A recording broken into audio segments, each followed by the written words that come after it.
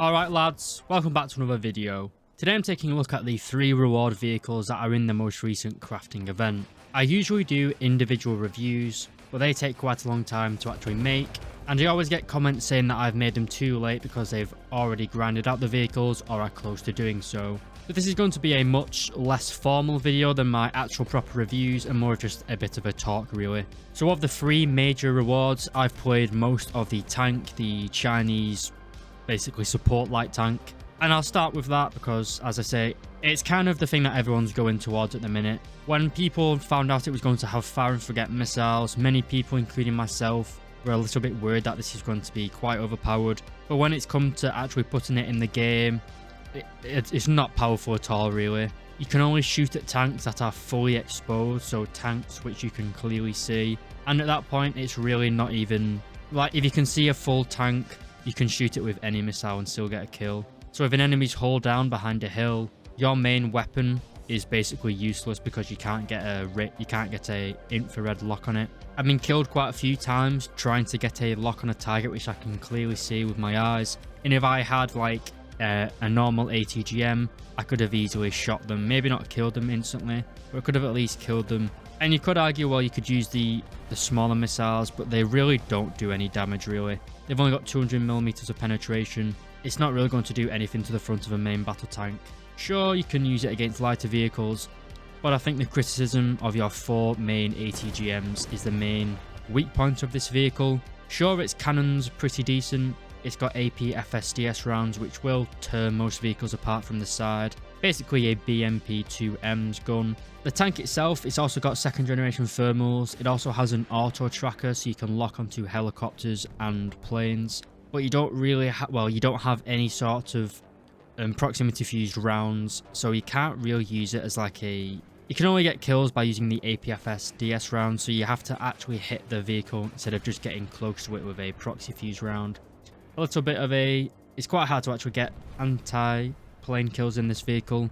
You can actually use the 4 heat-seeking missiles to engage helicopters. They work quite well, but against planes, when they're maneuvering, you can easily defeat these missiles if an enemy knows that you fired them at you. So I wouldn't fire them at planes unless it's a bomber.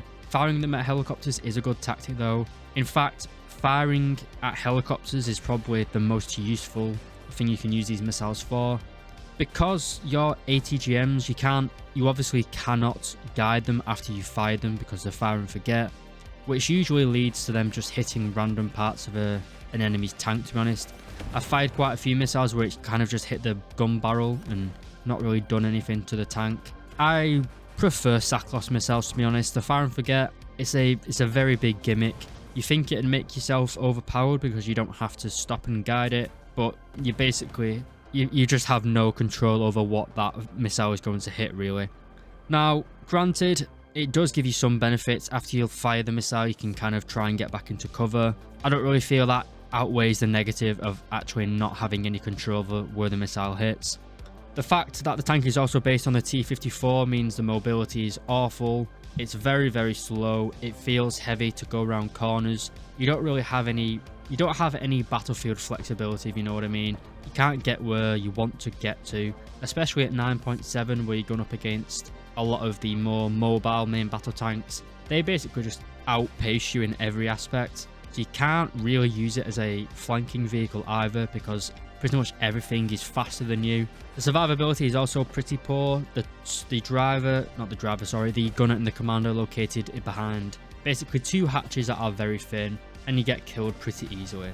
So for the sake of brevity, I'm going to leave the tank review there. It's not worth it in my opinion. I think it's probably going to go down in battle rating to 9.3, where it still isn't going to be as good as a BMP-2M in my opinion. So next up, the ship. Probably no one is going to actually grind for it. I can't pronounce the name, so I'm not even going to bother. It is good though. If you play Naval, this is a good reward in my opinion.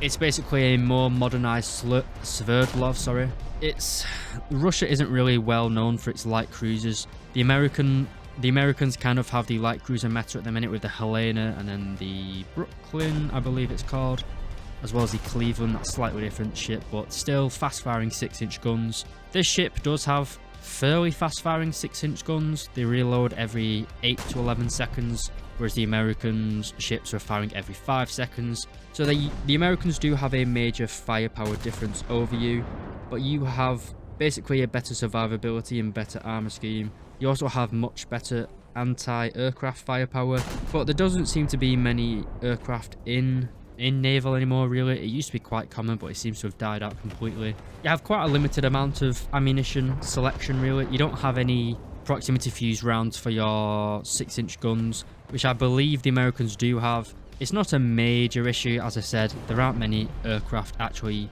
flying in Naval Abbey at the minute. You get solid, armor-piercing composite ballistic caps, so APC-BC rounds. That is my go-to round. It's great against pretty much all the heavy and light cruisers. You can also carry SAP rounds for when you're fighting against the American destroyers. The Sherbakov, I think that's how you say it. Its battle rating of 6.0. It's pretty decent, to be honest. You do go up against the 5.0 destroyers quite a lot, which you will seal club basically. So if you like naval, then I think the Shabakov, or however you pronounce it, I'd say it's a good reward and you should like it. Maybe put a talisman on it if you don't have the premium Russian light cruiser. It's basically the premium light cruiser without the premium bonuses and a little bit better anti-aircraft firepower. And then finally we have the A7K. This is basically a twin seat version of the aircraft. It's a battle rating 11.0. This is a big issue by itself because you are a subsonic jet with 2 AIM-9Ls basically, and not really anything else to say for yourself. It's all of the issues that we had as a community with the Tornadoes. They were fast, they're subsonic, they carry a lot of bombs, but they only had 2 AIM-9Ls. And Gaijin saw that and said, we can't possibly make 2 planes bad within the space of 1 update. Well, guess what, guys? So yeah, the A7K, it's a subsonic plane with a lot of bombs, which I'm sure that's good for some ground attackers. The fact it's subsonic though does leave you kind of blue-balled. There's a lot of supersonic jets now at 11.0. You can use the Phantom, which is supersonic and has 4 GBU-8s, which is the same bomb load as the A7K. So why would you ever want to... I don't know what Gaijin's thinking. Maybe they're going to put the battle rating down quite a lot in the future, but at 11.0 this is basically a joke. The plane also does have the AGM-65Bs though, which is like one of the major selling points. At least that is what Gaijin were talking about. For me though, it's not really a good weapon, the AGM-65Bs. They're quite unreliable really. They go kind of where they want to, and half the time they don't even hit. The GBU-8s, they're your best ground strike weapons really. As I said, the F4E can carry them and it's subsonic, so why bother when you've got that thing? I don't really know.